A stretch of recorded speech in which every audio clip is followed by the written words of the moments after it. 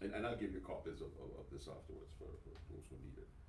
And I don't think that the current approach by the government to the traffic situation, that is these incremental improvements in roadways, are really solving the problem. I give an example, the improvements to the Linford Pearson Highway with the adding the extra two lanes and creating a dual carriageway. Prior to those improvements, if I left my house at 7 o'clock in the morning, I used to buck up into the traffic usually at the junction of North Northwood Road and Seaview Road. Unfortunately, since the improvements to the Linford Pearson, I normally find the traffic now at Lorna gas station or the police station in Bond Down. So it really hasn't contributed to any alleviation of the traffic problem for Eastern District. So I think the government needs to be bold. I think we need to look, I think it is time to look at the introduction of a monorail situation from maybe from countryside in Savannah to the four-way junction in West Bay. And I would much happily see the government spend the 300 million to do that, not to build the port.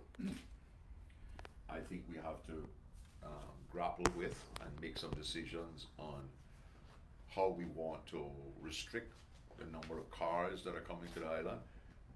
I can tell you that there are two motions in the sitting of the assembly, moved by other members, um, that deal with some alternatives of how to address the importation of cars, etc.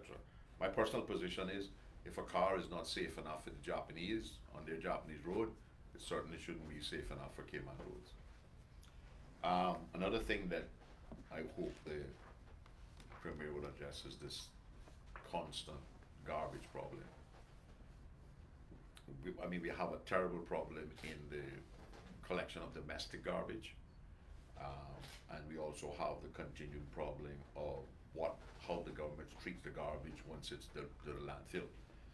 We have the pending award of a tender that was done, what now, some 2 years ago, that seems to be somewhere in virtual reality, never, never land because nothing seems to be happening.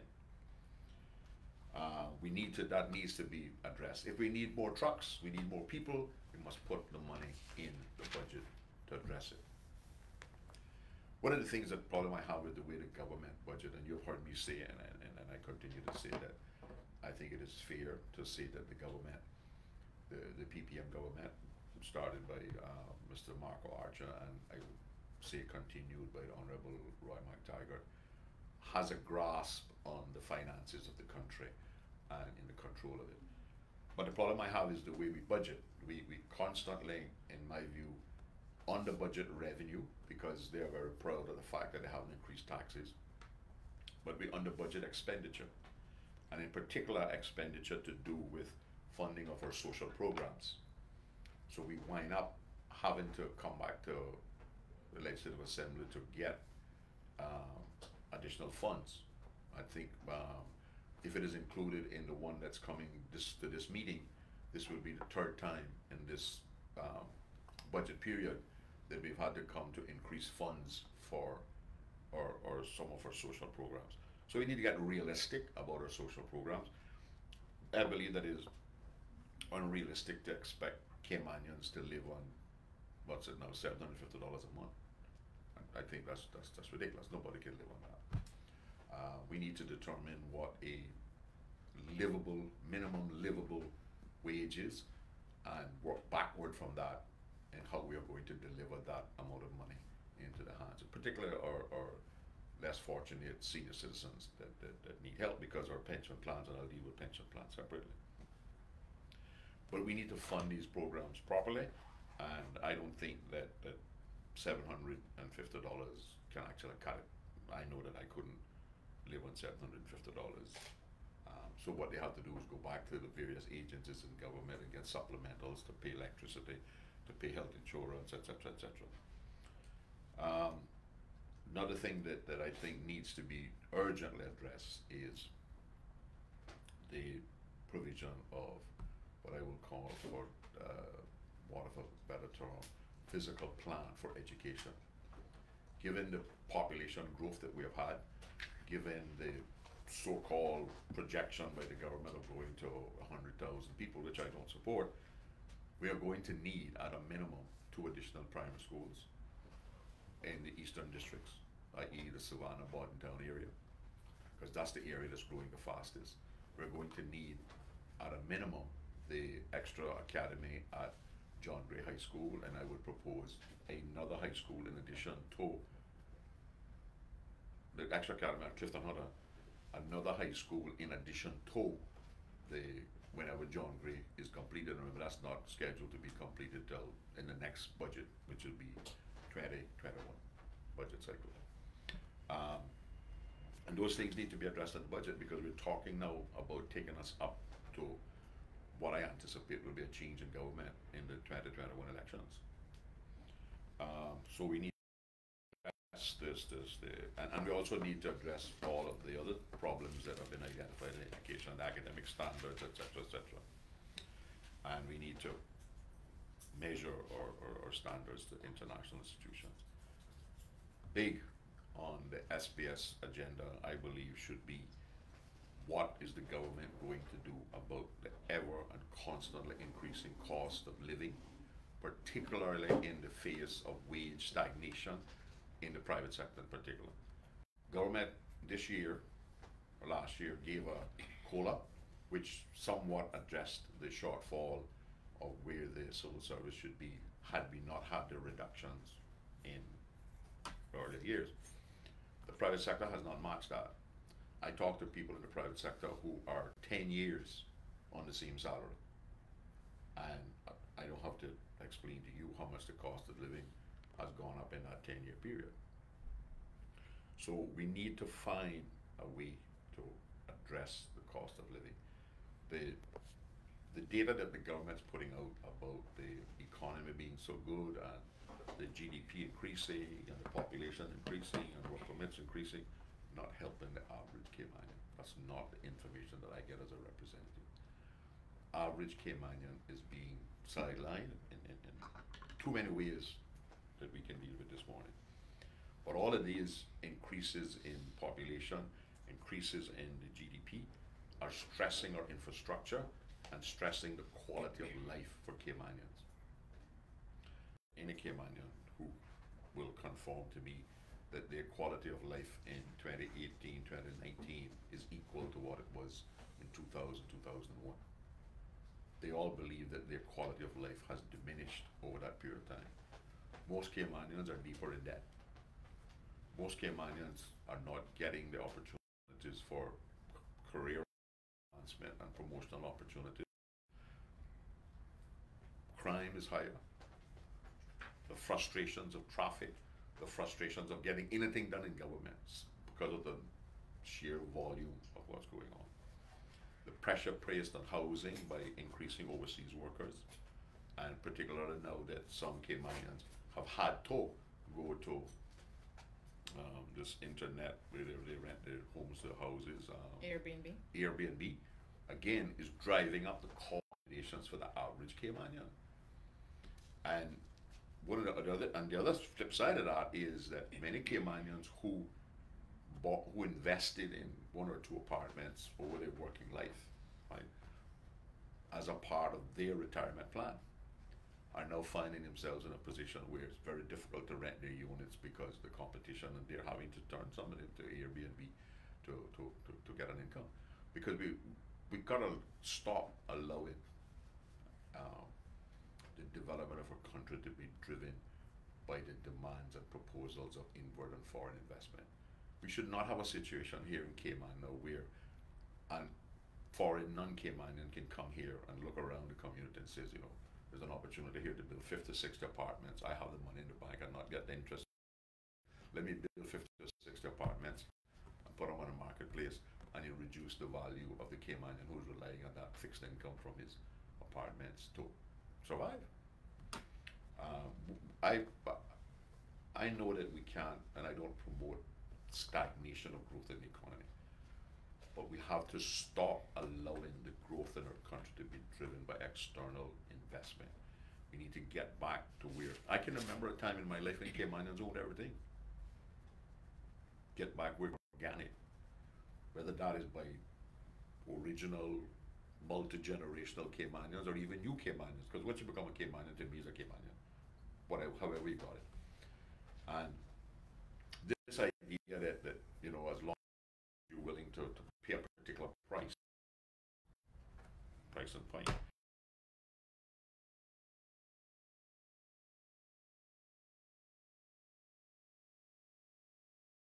of our existing legislation.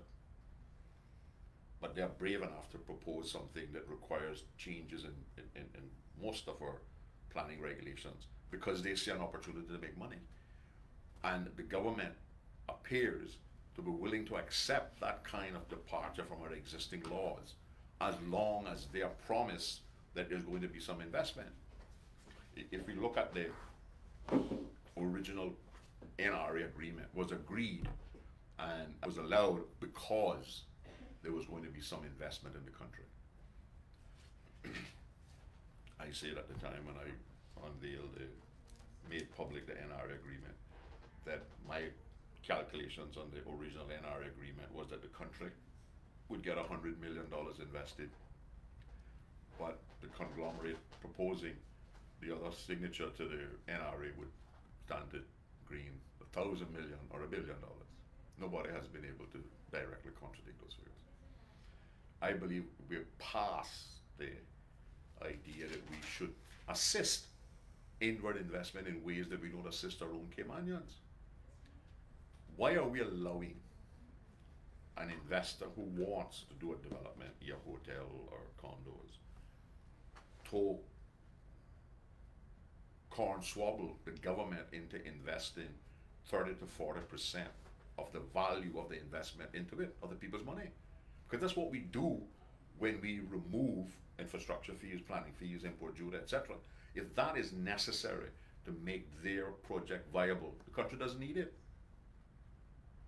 Because obviously the developer is not giving more than the fees would generate. Otherwise he wouldn't propose as an alternative to give some money to have these fees deferred. So the country is being shafted. If we collect the fees that should normally be paid, the country can deal with our infrastructure thing. But we defer the infrastructure fees, then we have to find other ways of funding the infrastructure when these same developments overload the infrastructure. So my view is, and my contention is that what is being done, particularly with hotels, is actually ultra-vires to the law. Because we do have Hotel A's law, which was last amended in the government that I was a part of in 1989. And the Hotel A's law is very specific. Any hotel in the 7-mile beach corridor, which is defined basically as the junction, the four-way junction in West Bay up to Bottomanu, down to the Dixie Graveyard, east to the North Sound, right? No concessions can be given by law. Hotels to be built anywhere else in the 3 islands are to be charged a rate of 2.5%. But here we are allowing each developer to come in and negotiate with the government his or her own package of the country's amount of the country's money to be invested in their development to make it viable. And I think that we got to get past that. I have a serious problem with the way the government, and I'm waiting to see what is going to come out of the new works organization. And I'm hoping that there will be some things done in there, and that the so-called portal where all the advertisements have to be on will create opportunities for Caymanians to at least be able to apply for jobs and to be able to apply for promotions in their jobs. I don't subscribe to the idea that because we currently collect about $75 to $80 million on work permits that we can't do something about the work permit regime. In fact, I would probably recommend that we drastically increase the cost of work permits so that the income goes up but the numbers go down, to give greater opportunities for Caymanians. Because those are the only ways that government can influence what employers do, right? But if you're bringing in somebody to pay a minimum wage at $6 an hour and the permit is $2,000, you think twice about it. You'd probably rather pay a Caymanian $15 an hour because you're saving money in the end, right? we have to, the SPS must address the crisis in healthcare in this country. We cannot continue the way we are going, where it has been demonstrated through SEMA reports that the private sector health insurance companies are making millions of dollars and tens of millions of dollars in profit while denying people coverage.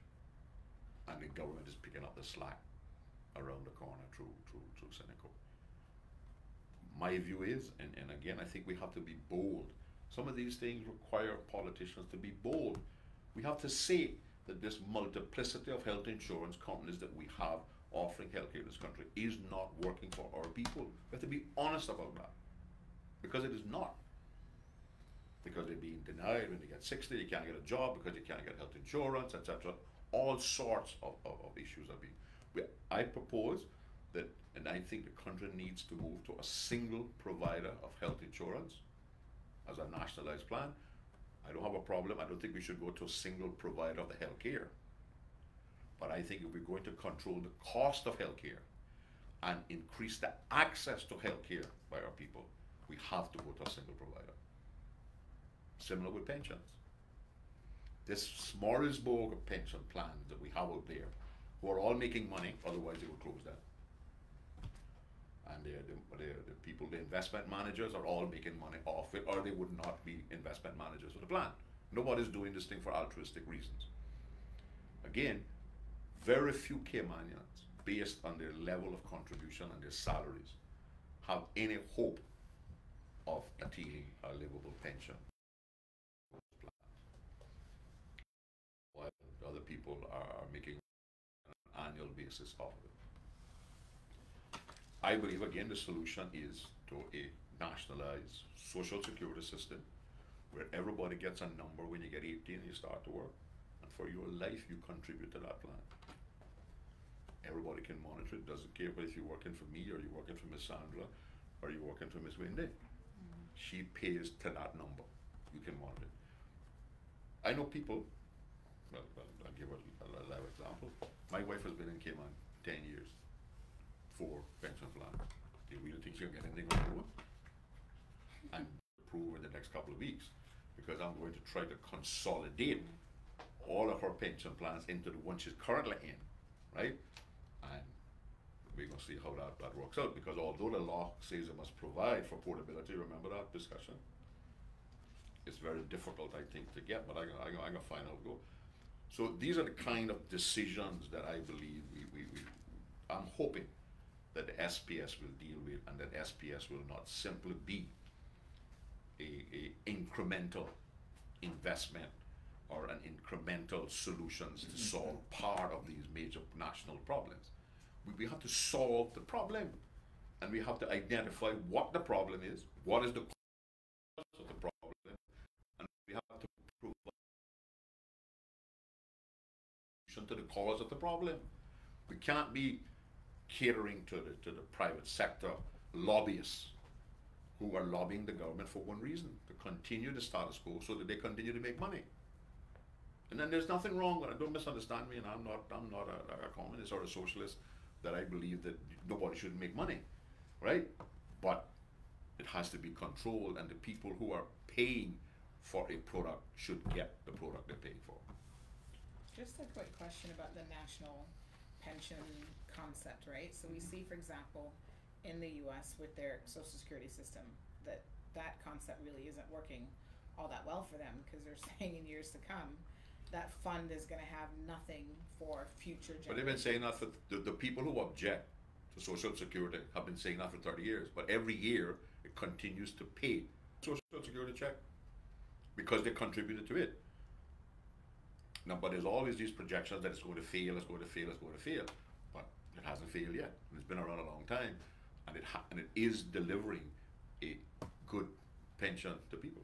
Do you then see, if that is a workable solution in your mind, civil servants also becoming a part of that? Of course, everybody would have to be merged. You Right. can't. There are other people who take credit for all of this, right? But let them take the credit. I don't really care. But I drafted the health insurance plan that I drafted and presented to Parliament in 1992. was entirely different from what it is here. It allowed private sector involvement, but the profit was controlled. And it balanced the thing. It controlled the people who were providing the healthcare. It controlled the companies who were selling the coverage, and it protected the individual. That's what's missing now. The health insurance law was successfully kicking out of office in '92 and lobbied the incoming government to draw what we have now in '98, which hasn't worked. Mr. Anthony Eden made a famous statement some years ago in the Parliament that if they had kept the health insurance legislation that I left there, they wouldn't be the problem they're in today. And then we see Similar with the pension plan, it has to be for all of us. and if it's government operated and ran, I mean we see a lot No, of I'm not. That's not what I'm proposing now. I'm okay. not proposing that either one of these things be government operated. It must be set up by an authority that managed by people and properly and everything else. Okay, so let's take Cineco for example, and a number of these other authorities. We've seen how they've failed at the CEO level, and that trickle down administratively. Cineco's a famous example with Lonnie Tibbetts, and there was no board accountability. We see off-reg having issues at the board level, doing things that are potentially illegal or questionable. And it goes back to the fact that boards seem to be able to operate with complete immunity and no one's controlling them. So why would you want to set up these additional agencies, again, for boards Because to go that's into? not a problem with the way that it is set up. That's a political problem. Because the people who have been elected by the public Right. to ensure that these authorities perform are not doing their job, right? Right. But you can't blame the particular system for that, right? But what's the alternative? The being run now by private sector with no control, the general public has absolutely no control power. It's certainly not delivering the thing. And if I recall, the Thomas Perrin, which is the biggest actuarial firm in the world that I used as a consultant in 1992.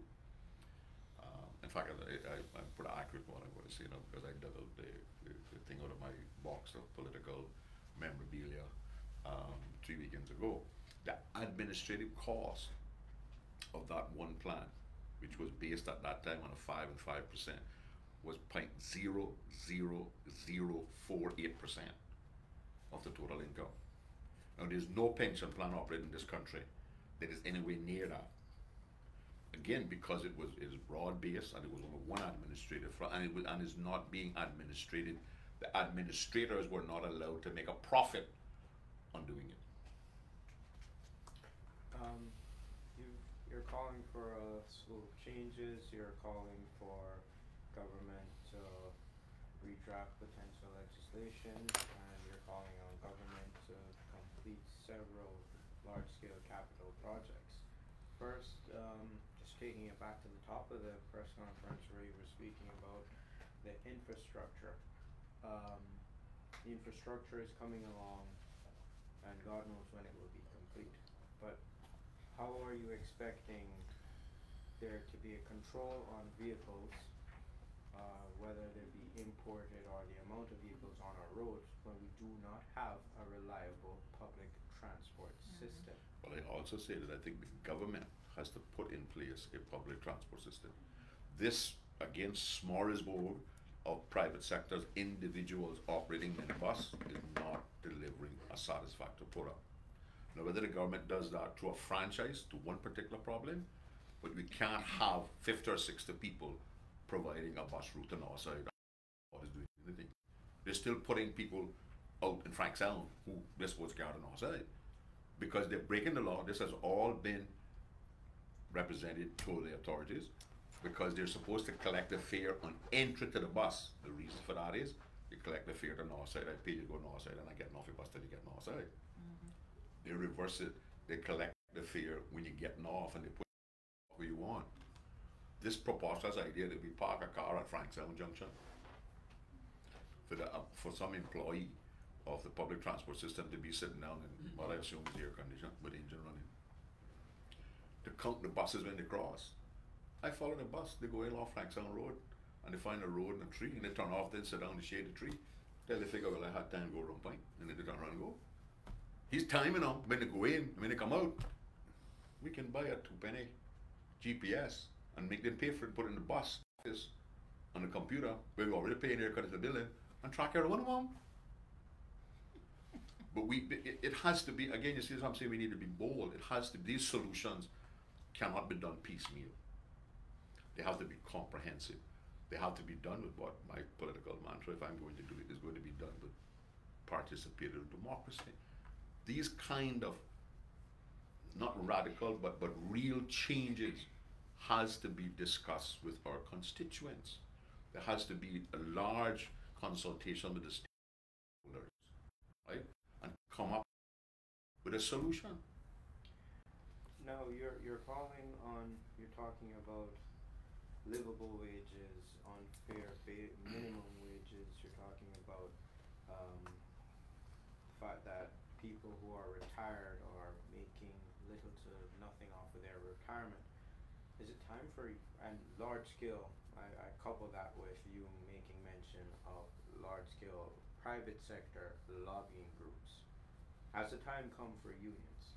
Okay. Well, I guess political mistake, which I take full responsibility for, was in 1984 and 85, when I was a backbench member of the government at that time. I could have formed a labor union successfully.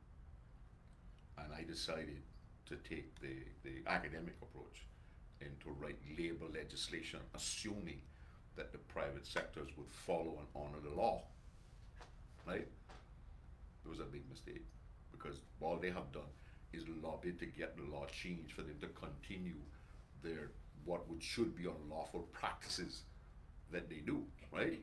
And we found we had, since that labor law was passed, we've had Mr. Roy Borden, who did an employment law, took it through Parliament, passed all the stages, private sector stopped it so it couldn't be implemented.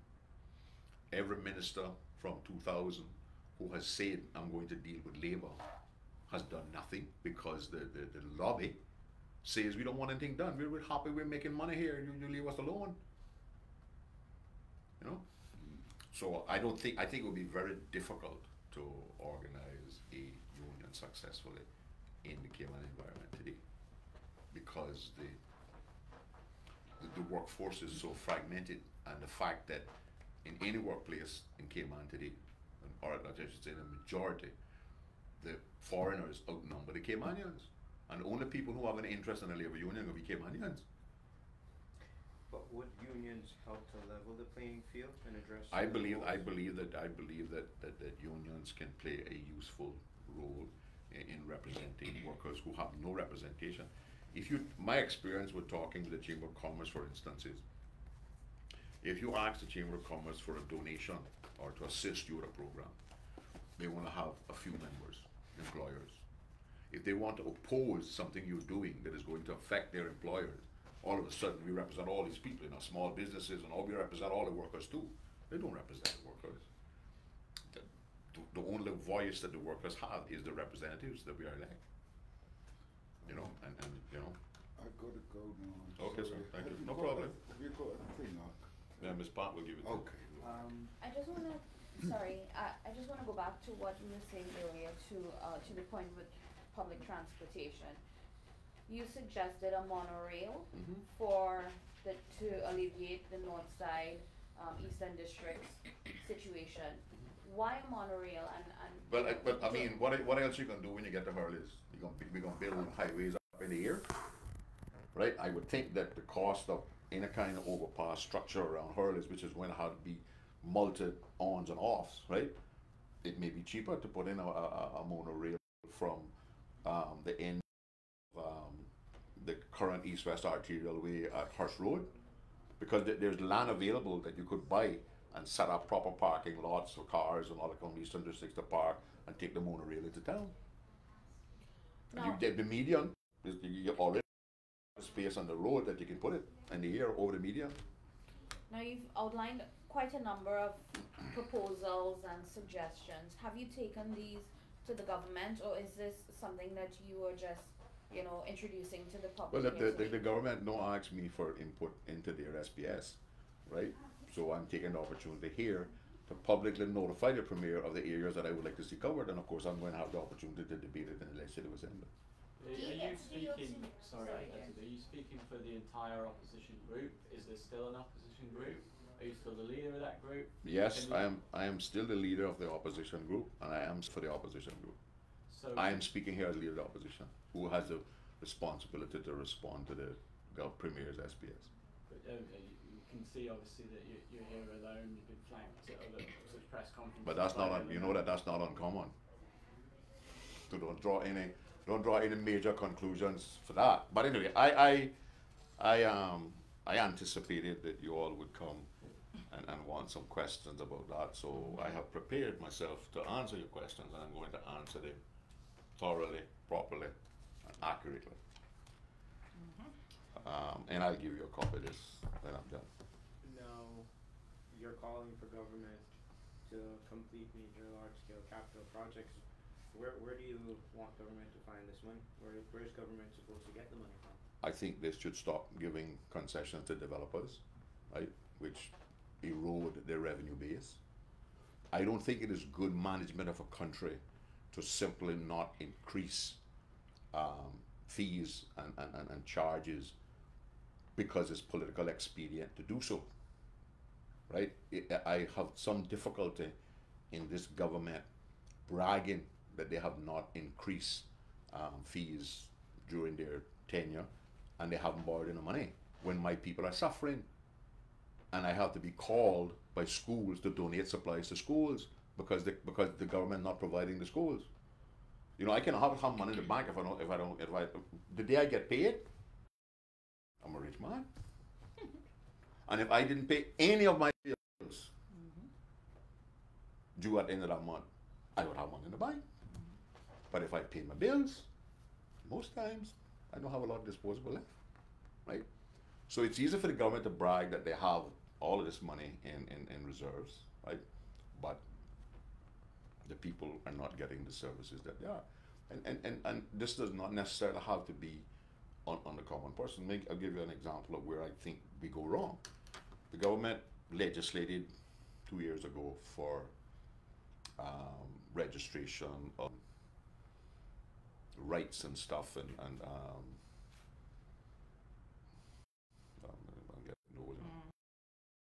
legislation around protecting property rights and all that sorts of stuff, right? And instead of doing a proper study of what it was going to cost the government to administer that, we said, let's say we'll charge the private sector $100 for the certificate, right? But the private sector is probably charging $5,000–6,000 to provide the legal framework and the registration and all that for that same thing. One of the things that we need to do is we need to conduct a large-scale, complete audit, right? And we need to reduce those that we're overcharging for, and we need to increase those that we're undercharging for. And again, but we need to be realistic about it, right? We can't let the legal fraternity in the country recommend to us what we must charge to produce a service that they need. That's not good business sense. Man, everybody tells you must run government like a business, right? Business sense, and government says it is going to cost me X dollars, paper, office space, personnel, etc., etc., etc., to produce this product and give you this receipt. I need to charge you this and do the same thing. Charge a little extra. But if you're proposing an increase in fees, won't that... If needed, I didn't say I was proposing, I said it must audit it and determine. I'm also proposing a reduction in those that are overcharging. Now, you just changing it a little bit. You earlier mentioned, and I quote, you anticipate a change in government. There have been members of the opposition or on the opposition bench that say that you have plans for a new political group. Yeah. Is this true?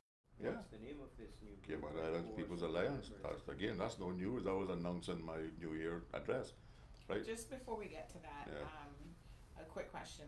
Is there anything in your proposals about protecting the environment? We saw, for example, the Prince was just here and he made some comments about the necessity for us as a, country to try to prioritize the environment.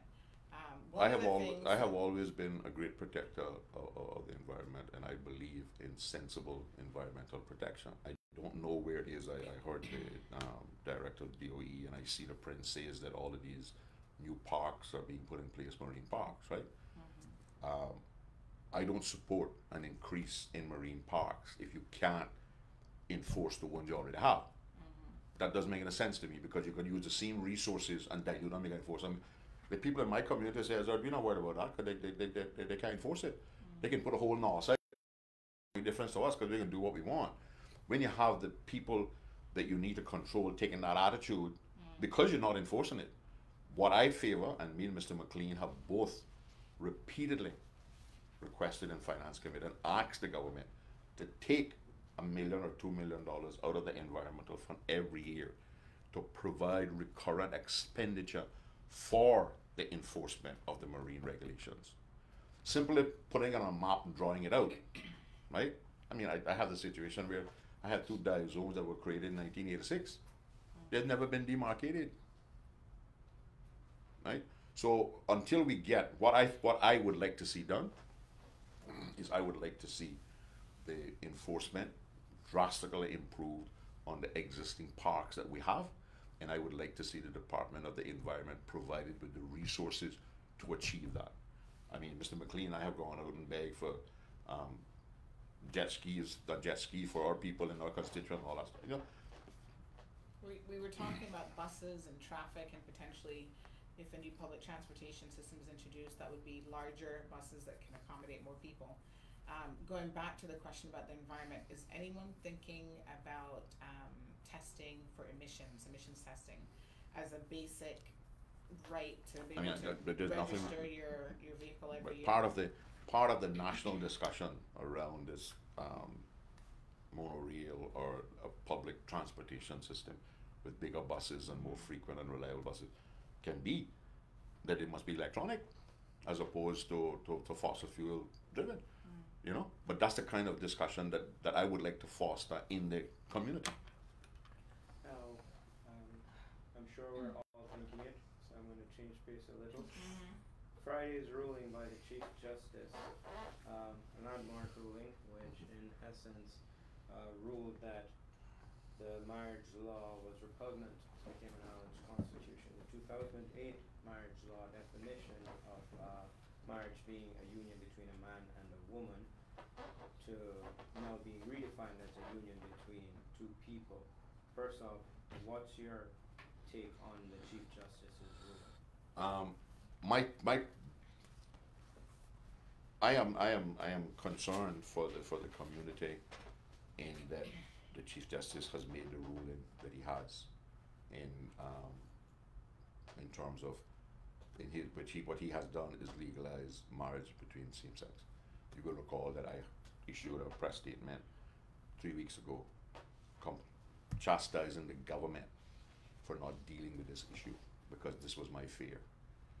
That I've said that I support civil unions as an alternative to marriage. My contention is that the government, we are elected representatives, we are given the authority, we have a responsibility to deal with these touch issues. If I was the premier, I would have had town hall meetings throughout the country to determine how the people feel as a civil union, as an alternative, with both groups, right? My personal position is I do not favor any tampering with the marriage law. I favor creating a civil union that provides equal benefits, etc., for those people, and would also want included in that what we call Cayman law, common law marriages in Cayman. Because even with this ruling, those common law marriages are still excluded now, right? So I believe that the government should have stepped up, and we should have did it, and we should have determined what the changes were and what went into the law.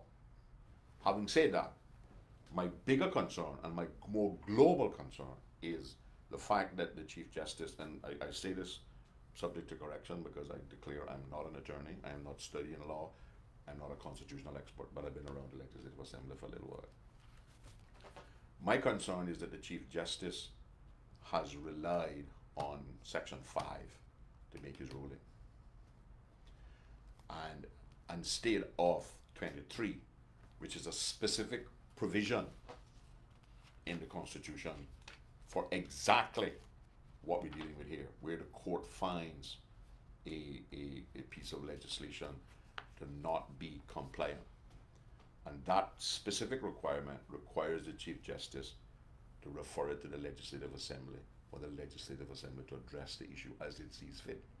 He cannot even direct under that clause what the corrective legislation should be, right? The fact that he has used Section 5, and you will recall that I have been involved with Section 5 in the Legislative Assembly for some time, because my argument was that that fact section actually rewrote the election law, so that in the 1930 election, each voter should only be able to carry one vote, to cast one vote, although there were multi-representatives in the district, because the provision in the Constitution says, as an elector, I could vote for an elector, an elected official, right? The Attorney General interpretation at the time was that "and" could be plural, right? And the government rejected my motion, right? You're not the Chief Justice. No. Huh? Sam Bolger, you're not the Chief Justice. No. But here's my concern is that if the judges believe that they can usurp the authority in Grand Court of writing legislation as opposed to using specific provision of the law, I have concerns, because I believe that we are three equal parts of government. The judiciary is a very independent and very important part of the administration of the country. So is the legislature. Our authority is to make laws for good governance in the country. And the administrative arm of government, which is the civil service, headed up by the cabinet, which is enabled by the Legislative Assembly to manage the day-to-day affairs of the country. My concern is whether that decision, in saying that allowed him to rewrite the marriage law and bring it into effect immediately in Clause 5, is what's next. But having sat through the case, he relied on not just Section 5 of the law, Section 5, which specifically states to laws that predate the Constitution, the 09 Constitution. He then coupled it with the Colonial Act of 1865, which, and I'm paraphrasing here a bit, demanded that once the petition be presented to the Grand Court, it was now in his jurisdiction to deal with it in a timely manner. And I couple that with saying this was at the doorstep of not just the government, but also the governor. Exactly. And when it reached to the Chief Justice, he had No, but again, He said he had a duty and he was obligated. and that is his view, and it I was am the failure, right. your very point, Exactly. Right. the failure of the government and the governor, despite I agree with all of that. I agree with all of that. this on its Yeah. plate Right. for them to address it. But remember Exactly. that the Constitution always also includes Section 123, which gives the United Kingdom government the single authority to change legislation in the Cayman Islands by order in council. The fact that the Chief Justice decided that the government had not dealt with it in a timely fashion, that's for his realm of his decision, right? Well, it's not even that they didn't deal with it in a timely fashion. They refused to even acknowledge. They were The- breaching Yeah. at least 5 different human rights persistently every day for this couple. And And so- I get back to my original statement. That's not my position. I believe we should have taken the responsibility and used the authority that we were elected and we have. Yeah, But but what correct if the the decision. outcome was different, would we be arguing about Section 5 I would still, versus? yes, I don't care what the outcome is. I am still concerned that a judge believes that Section 5 allows him to construct legislation. But it's like. That is not what, that is, It's what Angela just said. He didn't say it was just Section 5. Yeah. He drew on, and it wasn't just the colonial. yes, laws, but it why was he, other why, precedent so laws. why did he, and this is his prerogative, don't misunderstand me, I'm not second guessing or anything, right? Yeah. My concern is, having determined all of that, and all of the sections that are being violated, why not use Section 23?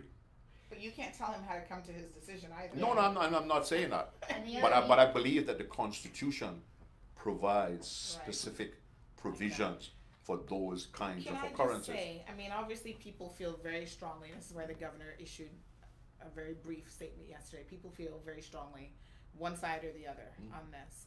And even as someone who's quasi-media, you know, I'm shocked and appalled that so many people have stood up on this issue and started a petition. They're fighting against this judgment since Friday, when we've had so many more pressing issues Oh, in this community that they've remained silent on. I mean, I think it's really shocking. It says a lot about this so-called Christian society, which is incredibly duplicitous, in my opinion.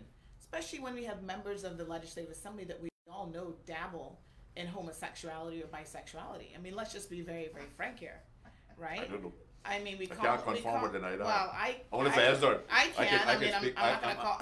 I can speak for Ezzard, and I can tell you, I don't dabble in it. I'm not gonna call any names here, but you know, I think that politicians, this is one of those things where politicians are But you playing can see, games. yeah, and I agree with that. But you can see my concern, right? Because let's we have right now the FAC report, the Foreign Affairs Committee report, that is suggesting that we should allow non-Caymanians to vote and stand for office, right?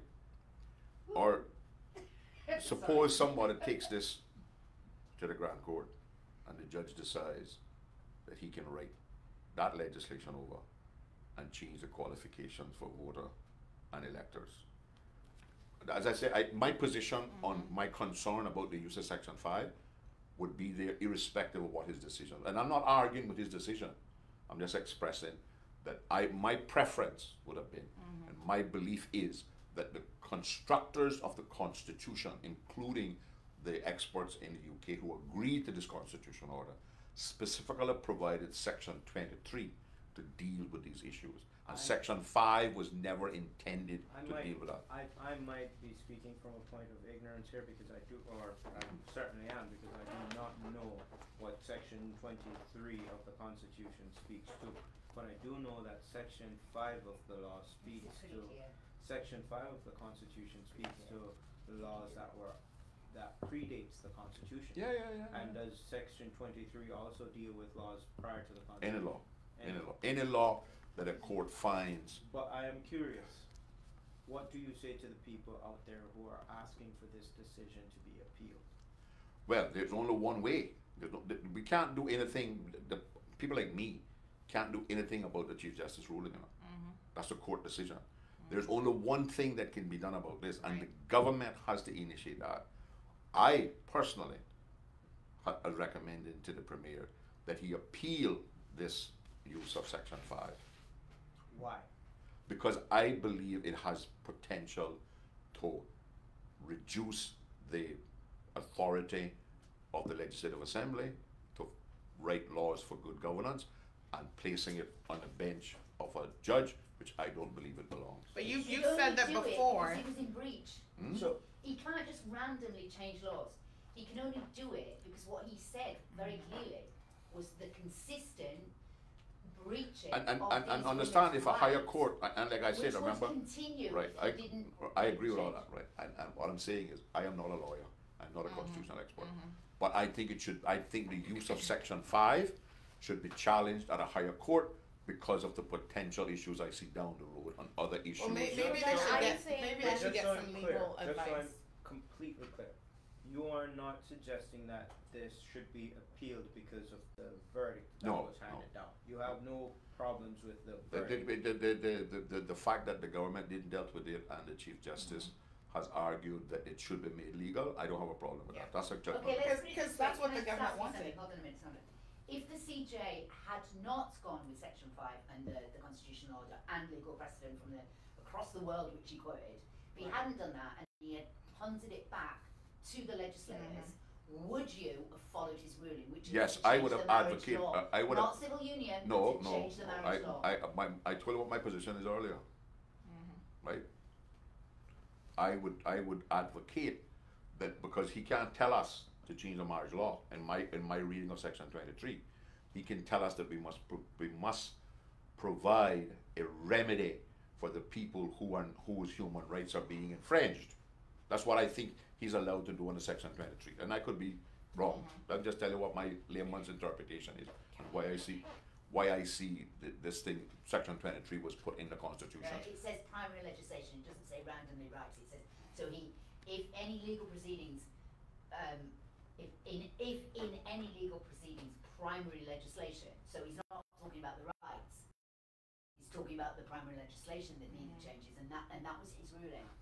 The primary legislation, he was wrong. But So in I other haven't words, read you his wouldn't have had the 154 choice. paper. He would still be saying to you, it is the marriage law that you must change, And if he, not come up with right, with and a if new he, law. if that was what his ruling was, then I would have to deal with the people that I represent and find out whether they supported my position of civil unions or they wanted me to support a change to the marriage law, because I represent the people out there.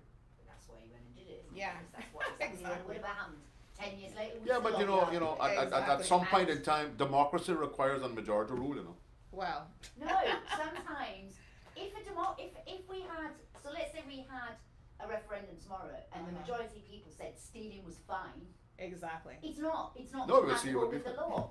So you can't do it. Democracy doesn't always work. And But we and that's can the point find, here. both of us can find many examples to justify our individual positions. Yeah. Well, What I'm concerned about is the global position in the country and the separation of powers, right?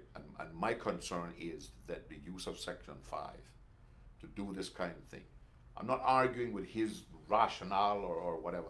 That's his expertise, But you not say mine. that is So the one what are area you- in which so government what should happens- appeal. Yeah. What happens when a new crop of politicians or even on come Wednesday, the politicians in the House decide that they're going to make laws that are repugnant to the Constitution? You use What Section happens 23. then? You use Section So 23. are you saying then that it is fine for the Chief Justice to have the right to change the laws No, under Section no. 23? Change a lot of No, Section he's 23. saying that Section That's the 5 problem. So Section my- 5 no, he The can't. question Your that question, I'm let me trying to answer. ask you, the Right. question I'm asking then Yeah. is just whether or not, I wanna know so the are you difference. suggesting that the only persons that should have the power to change any form of legislation is The the legislature. That's what legislature? he's saying. That's my position. He's got responsibility. My position is that the Chief Justice has a right under the Constitution, under Section 23, that if in any court proceeding he finds that a law is not compliant, he can issue a directive to the Legislative Assembly that the law is not compliant and the legislation should fix it. I mean, Because with we are all not the United States. Our Constitution, as is before me today, does not envisage the legislature constructing laws from the bench. But Could all you just due read, though, yeah. if you've got the Constitution in front of you, maybe just read section 5.2. Yeah? Because I think that's the one that was referenced, and it does say exactly that he can change legislation. It The does say legislature may, not the Chief Justice. No, on section 5.2. That's it, I'm just reading it, that's the first words in it. The legislation may, by law, make such amendments to any existing Hold on, I've got it. law as appear, I read it for you, you want me to read it for you? As appear to it to be necessary or expedient for bringing into law any conformity otherwise for giving effect to the Constitution, and any existing law shall have effect accordingly from such date, and being earlier than the appointed day as may be specified in the law made by the legislature. You see, here's my fundamental problem. I do not accept that the framers of the Constitution, who are experts on this thing, would have included Section 23 if what is being done is intended to be allowed under 5. Because there would be no need to have a Section 23.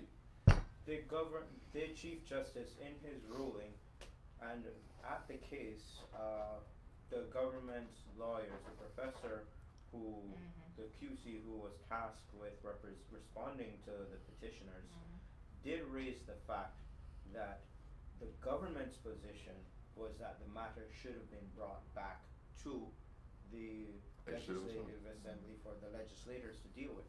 In the Chief Justice's ruling, he dismissed that argument entirely, saying that you. Yeah, and I'm not disagreeing with his argument. I have issued a statement saying the same thing. I've issued a statement saying the same thing. Telling you now that I believe that legislatures abrogated their responsibility in leaving it to the courts, right? But that does not alleviate my concern that he used in Section 5 to write law. Did you advocate for civil partnerships prior to this year? Always. I don't recall that. Oh, you just come to the island, you know nothing about my political history. No, I mean, I've been here for How quite long? a while. 6 years. What, 6 years? I've been in politics since 1980. No, but I just don't remember you making a speech about civil unions. But it wasn't in- necessary. In respect of same-sex couples, and I mean, there's other people may recall. Yeah, I must admit, I don't remember you bringing it up in the debate when Anthony was talking about the meat and baby's brains. You notice I didn't debate it. I don't think you contributed. Exactly. Wow. Unclear. Anyway, I guess you all are Do not you have interested any in why idea how much the government the might have deputy spent? 'Cause- leader of the opposition. No, that's what my No, no, no, Talk yeah. about this. The press conference isn't over yet. No, yeah, no. I mean, So I think there's Anyway, a number of issues that my to be position addressed. is that my concern, like I said, is, and I would recommend the government consider appealing the decision based only on the use of Section 5 over Section 23, because I have fears down the road of other judges taking opportunities to, Right. and I'm not saying that's what the Chief Justice did here. Yeah. He obviously decided to come to a certain decision, and he used whatever provisions in the Constitution that supported his decision. and you said you Haven't haven't read- read the decision. You haven't read. I the haven't read the summary total, I read the judgment, summary, but I haven't read the. Okay. And then if it appeals to the Court of Appeal level and they lose, do you advocate like what Bermuda is now trying to do to go up to the Privy Council and waste another 100 plus? No, At what point do you stop? if the higher courts, well, I would take Section 5 all the way to the Privy Council. Okay. But if the higher courts rule that they can do that, then I would add 5 in the Constitution to specifically prohibit it from the bench. Alright, Mr. Miller, let's tackle the elephant in the room, or the lack of elephant in the room. The decision by the deputy opposition leader to resign and his call on Friday for your resignation. What is happening in the opposition? Is there a coup? Have you been removed? No, there's no coup. I haven't been removed. I have prepared a statement that I will give you, and then I'll answer any questions that you have at the end of that. As all media aware, I have so far maintained a respectful reserve on commenting on the decision by the member for Newlands to resign from the post of deputy leader of the opposition. However, in view of his distortion of facts now appearing in media, on Radio Cayman record, and again in today's edition of the Cayman Compass, I am obliged in the interest of accuracy to clarify the former deputy leader's comments, specifically in light of the member's admitted poor memory. I'm also anticipating that you will have questions which I'll ask after this. I am therefore taking this opportunity to clarify the issues and ask that you withhold your questions until after I have completed my remarks. I ask for your forbearance in this. In the interest of time to research and prepare my notes, and I will refer as with total accuracy in mind. Anything I say in this, I can document. While I have no intention to release those notes, I have decided that the situation now warrants the due care that would facilitate, and I will make copies available of this statement at the end of this conference.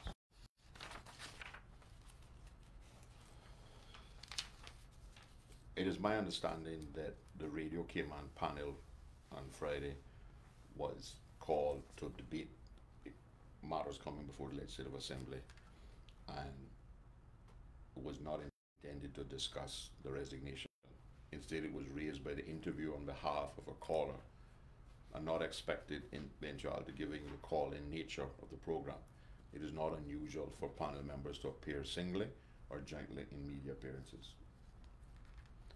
I note also that other than the member for Newlands, my opposition colleagues on the panel did not participate in any substantive way in that phase of the discussion. Review of the most recent exchanges on this matter.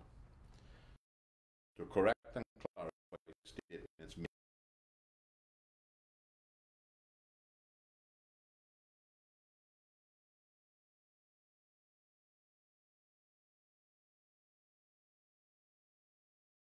clear commitment to his role as deputy leader of the opposition. The member for Newlands in turn raised the issue of leadership of the group. I responded that I was going off island for a week and he should discuss his concerns with the 3 other members.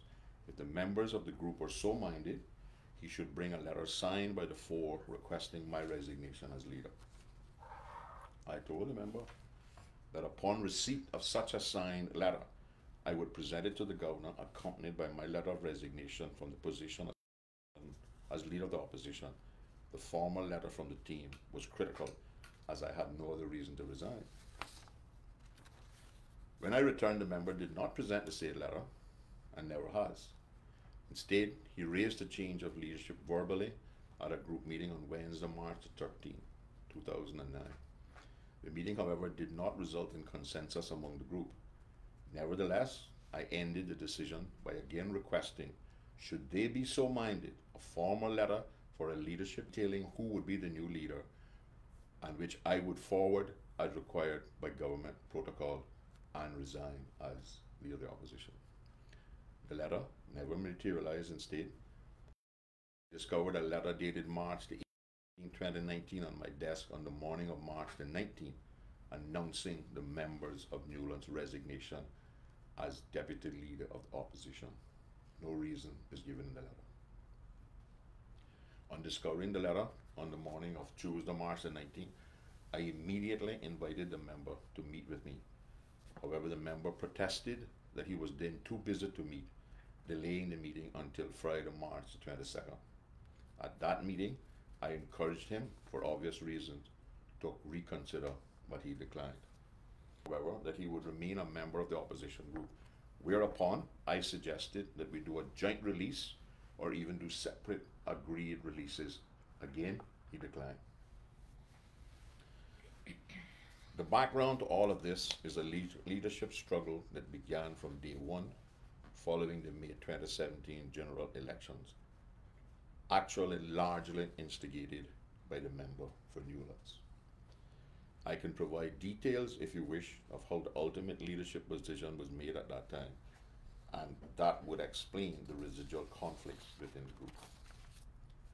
Suffice to say, the decision to appoint me was unanimous, with all of the 6 members of the group signing the letter to the governor requesting my appointment in accordance with section 68 of the Cayman Islands Constitution Order 2009 for the 2017-2021 session of the Legislative Assembly. This is in complete contradiction to the member for Newlands' claim that the group had agreed at the time for my appointment that my tenure was to have been for 18 months. Notably, this is not the first time that the deputy leader has threatened to leave our group.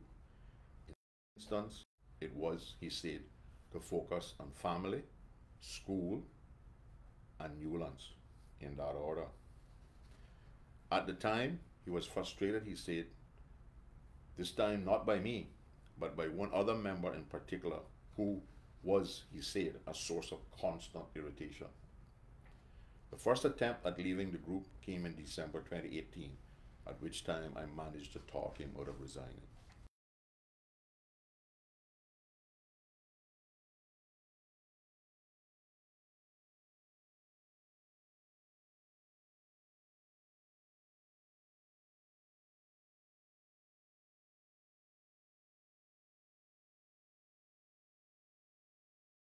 March 1st, when I invited him in to talk about his role as deputy leader and taking up more responsibility and acting as a deputy leader and showing some loyalty to me as leader.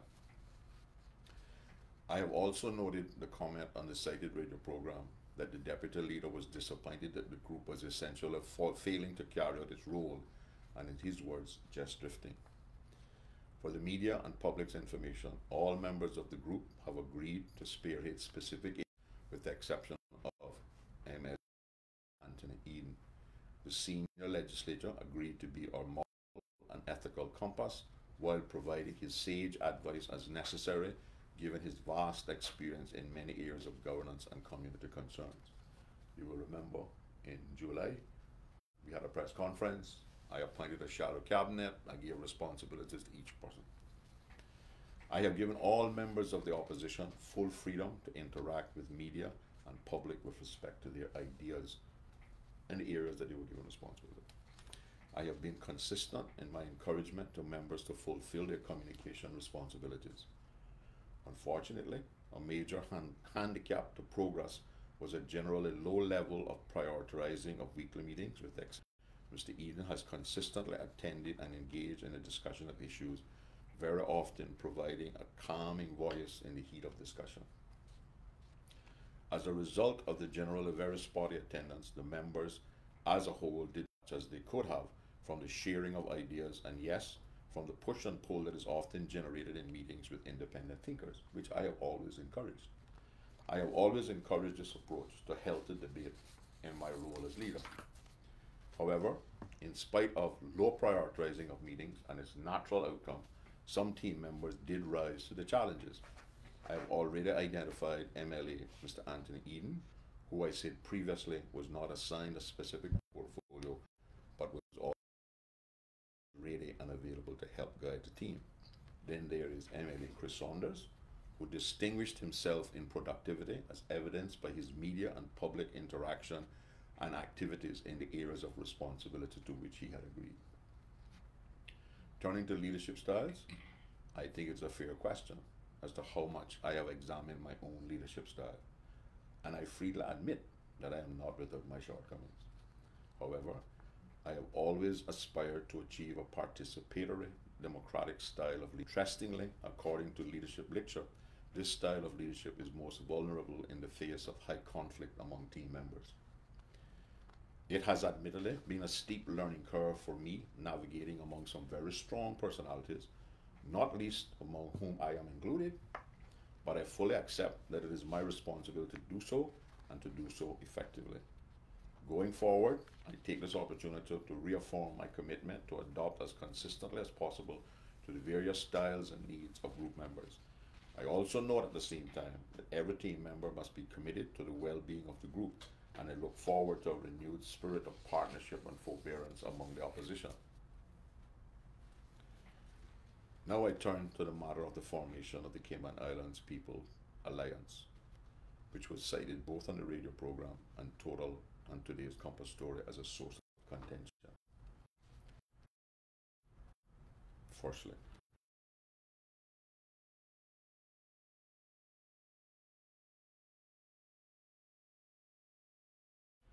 following the general election in 2017, the opposition group acknowledged the need for a formal organization to ensure the necessary discipline and cohesion in advance of the next general election. On January the 8th, 2018, we began discussions to formalize a name for the organization and what it would stand for. No one disagreed with the concept and no one asked to opt out.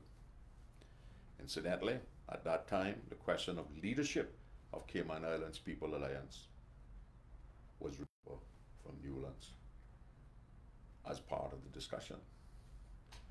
I put the question point blank to the group. Do they wish me to continue as leader? The record of the meeting I keep notes of meetings, shows there was a unanimous positive response from the meeting and leader of the group. On May the 29th, 2018, the name of the group was again discussed and agreed, and as leader of the opposition, I was asked to conduct focus groups to test out the name. Sample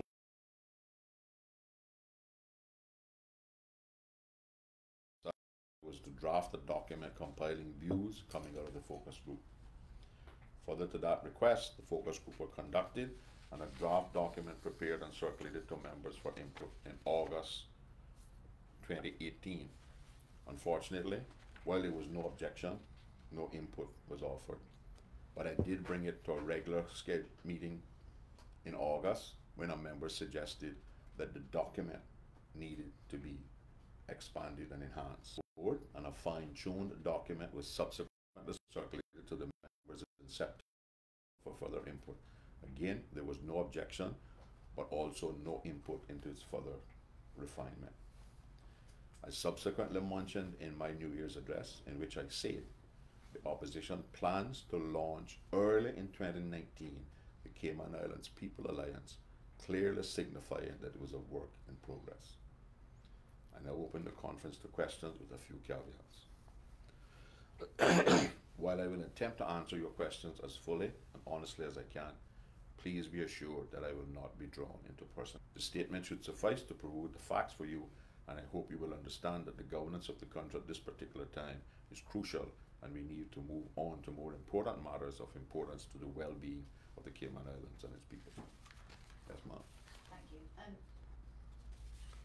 Given the size of the opposition benches and the members, obviously Kenneth isn't one, so that leaves just the five of you. Alva gone, that leaves the four of you. Arden doesn't seem to be backing you either. He's been less vocal than Alva, but he seems to have separated off as well. So you're effectively left with, in the official opposition group, yourself, Tony Eden, who I understand is stepping down and not continuing to run next election, and Chris Saunders. So you kind of got a situation where, somewhat not dissimilar to last time when McKeever was opposition leader, and he was theoretically the formal leader of the opposition, but he only had half of the group under it. So can we really still say that this is a formal opposition anymore? Yeah, I think so. Because it's fractured and splintered, even if not everybody is turning their back on it. And I only have resignation from one member. So as far as I'm concerned, it is four of us in the opposition. So wait, has Mr. Sukoo resigned from the opposition completely, or Yes. is it just the deputy opposition leader? Well, when we met, he said to me that he was only resigning as leader of the opposition. He has informed the press since that he was resigning from the group. So as far as I'm concerned, he has resigned as leader of the opposition and has resigned from the group as well. Based on by deputy leader of opposition and as So right now, the formal opposition, the It's official four opposition members. is made up of 4 members. So Arden is still in your group? Yes, I talked to Arden up until this morning. And what Yes, under I what does it take to replace the leader of opposition? What would they have to do, and under what circumstances? Well, all they have to do Have with they? this leader is what I said in the paper when I just told you. Which is They write me a letter saying they no longer support me as leader. But I can't accept that from one person. It has to be by at least the majority of the group, by the 4 members. If they bring me that letter today, I will write my letter of resignation and deliver it to the governor before 5 o'clock. if they each bring you a letter. No, they can't. I don't know how to. One They don't know how to. Just one letter signed by the 4. Signed. The letter that I was appointed leader of opposition on was one letter signed by 6 people. Right. Kenneth, I will accept. Huh? Kenneth signed that one as well. Yes, yeah. I will accept, as I have told him, a letter signed by the 4 of them that they no longer support me. I have suggested to them, but that's up to them. I don't need to know who they want to be leader, right? That they put in that letter who they want to be their leader, and I will take that to the governor and hand him my resignation and tell him he can call that person and swear him in as leader of opposition. Have you had any discussions with any other members of the opposition about who will replace Mr. Sukoo? Not yet. And there's no urgency or there's no constitutional requirement. Alden was leader of opposition for several years before he appointed a deputy. Mr. So in this letter, Sorry. sorry. Can I carry on? Can I just check, when the others, first of all, why were you not on that panel with the other opposition members on the radio? But that's not They were all unusual. there except for you. Yeah, but I wasn't available. I was not scheduled to go on. I was on the Friday before. Right. Because remember, I have developed schedules for them to appear on all the talk shows and submitted every month to the various meetings. So when they did go on and the came up, did the others defend you? No. No, they didn't defend me, but they didn't support.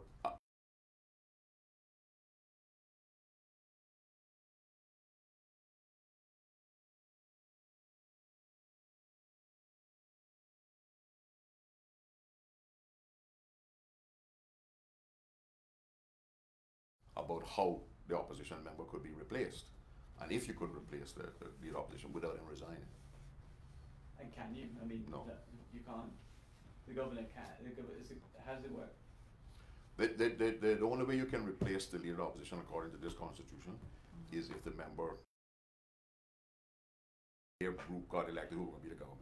Right. So this I guess hope with the revised constitution of having really, I guess, maybe two parties just doesn't seem to make any sense. It doesn't really seem But again, to work.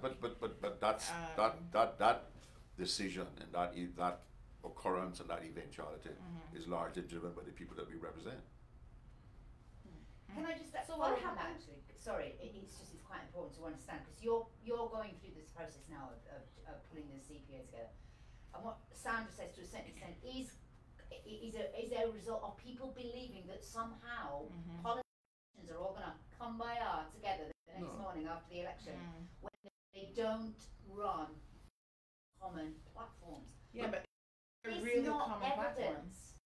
right now of what the problem is. Because Yeah. it seems like this little group of independent people had no cohesion. And that's my None point. of you ran They on were- the same they were platform. all- they were all None never- wanted to be leader. There's never any. That's my point. There never is any, But and there as will you never said- be any. Alden Yes. ran a tight ship. Yeah. Alden was able to say, these are my policies, and I have Yeah. 7 people standing behind me that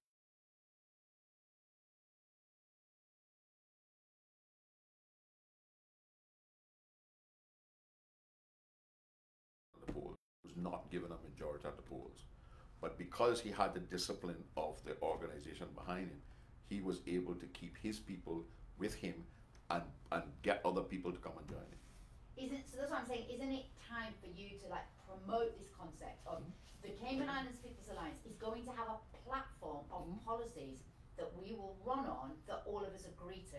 So if you vote for any one of my team, yes, you will be voting for me as Premier, but you will also be voting for this list of policies. As the organization develops, and understand that it's still in its infancy, right? As the organization developed this year and we attract 19 people, some of which are already part of the group, we can get to the position where we not only have the manifesto will be driven out of mission and how we expect to accomplish things, and we will run as a on that manifesto.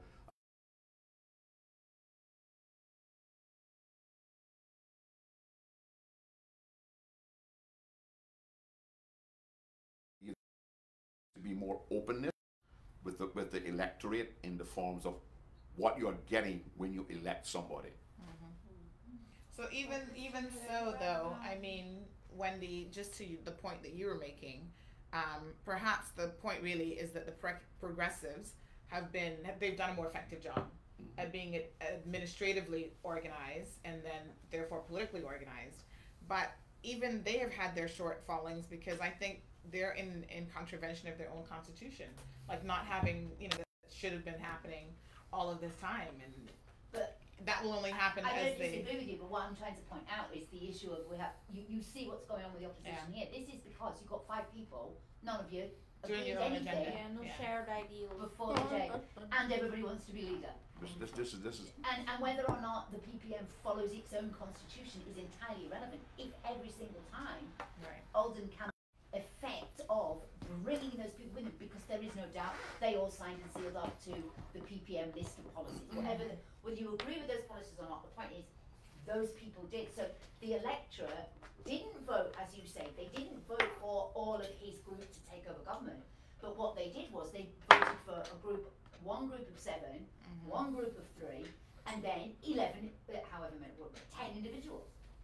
Yeah, Mr. Bill, I was just about to comment that the SEPA is not just a name at the moment, that the group had been reviewing a list of the mission, the vision, the vision and everything, and they can all be published soon. So you all have of the that's what you're registered, saying. is it a registered party then? those had been What we have, what I have done so far, right, is I have developed through consultation with groups in the community a statement of says who we are, what the aim of the group is, what the vision of the group is, right? And what the mission and how we expect. The mission is how we expect to deliver that vision. Right? So will you register as a party? But we'll register as a political organization, whether it's called a party or not, Yes, up to why people. not It's say up to- that word? Huh? And No, why I mean, not I'm make the not, word I don't necessarily hate it, but what I'm saying is that, you know, it's not me, I'm not making all the decisions in relationship to this group. Yeah. That's not how I operate, Yeah. right? If the consensus of the group, when we expand it, which I hope to do, to 40, 50 people, is that it must be a Cayman People's Alliance party, I don't have a problem with that. So how many people do you estimate, given your alliance, the PPM, the UDP or CEP or whatever, if they're still around, how many people, and then independent candidates, how many people do you realistically think will run next time with the single member constituencies? Like just an estimate. Oh, Sandra, how long is this piece of rope you left? Everybody who Christine, are we wants. done now? Let me give you a snippet of what I've been trying to develop, right? So that you can understand. Who are we? The Cayman Islands People Alliance is a political movement dedicated to the economic, social, and political advancement of the Cayman Islands as a society in which opportunity for all Caymanians, sustainable development, justice, and equality are among its guiding principles. Our vision, a harmonious Cayman society inspired by a political movement responsive to the needs of all the people. Can I get a copy of your SBS statement, please? Mr. Alex, I think it's on your desk. Somewhere there. Yes, another SBS statement. Just pass on down, actually. Okay. Is it a debate on the SBS, or is it just you responding? Normally the leader of the opposition responds first. Yeah, and then Just, you, yeah, and you then- get longer, don't you? No, I still hear, yes. Still get an hour, same way. 2 hours, yeah, 2 hours, no? 2 hours. I don't know when it's not actually not Wednesday, is it? Thank you all. It's not really the first day. No, thank you all for coming, and I hope I have Bring tomorrow's answered all your of his questions. statements.